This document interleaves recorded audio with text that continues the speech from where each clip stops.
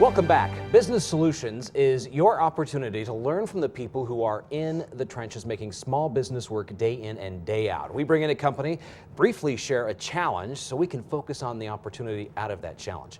Brandon Wright, owner of UltraClean, joins me, and Dan Long, Idaho's voice of small business. Dan, always good to see you. Brandon, thanks for being on the show.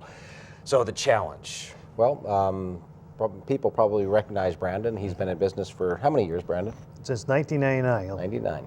And he owns a restoration company and, take care of floods and all the damages that floods create.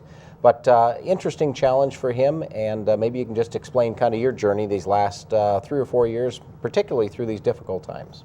Well, I think a lot of us had big businesses. We had 20, 25 employees, and something happened to it. I mean, revenue started declining. You can't afford to have all those employees. And pretty soon you get in that situation, you say, what do I do?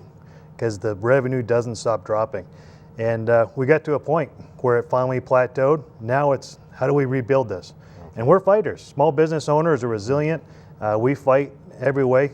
We don't necessarily have the answer to the fix, but we try to find a solution. Yeah. Now, you had built this up to a number of companies, and what part of the challenge is that you almost felt as though that you were being pulled in a variety of directions away from that main UltraClean brand, and now it's all back on focusing on the UltraClean brand.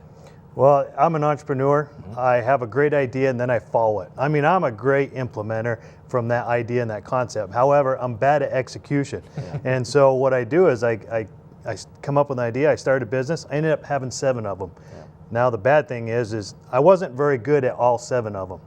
And so now we've gotten rid of them, we've sold them, we've closed some of them, even though some of them are still profitable, and now we focus on the core. Yeah, and one of the things that I talked to him out in the hallway or before the show was about, so what lessons have you learned? The real lesson is wherever you find your juice, wherever you, Brandon, the entrepreneur, find your greatest sense of purpose and financial sustainability, stay with it. Don't make that mistake again. Hire managers to run these businesses and go on and start your next business. The 3 Ds of small business success: to develop, to delegate, and then to disappear. Move on to, create something, but use that energy and get out there and create, but make sure you have good management people that really they're very successful at running these companies for you. So that might be a model that he can follow. And a lesson that I hear out of this conversation for the small business owner who's watching is that having a level of honesty with yourself. I mean, Brandon has been incredibly honest about where his strengths are, what he's not so good at, and how to parlay that into success, as you said. Brutally honest. Exactly. I went to a program the other day, it was on mentoring. It says, are you who you say you are? That's a big question to ask, and I work with business owners even today. Are you who you say you are? And if so, become that, and focus your energies on that. Being brutally honest. Well, and one of the things is, if you're not good at it, chances are you don't enjoy doing it.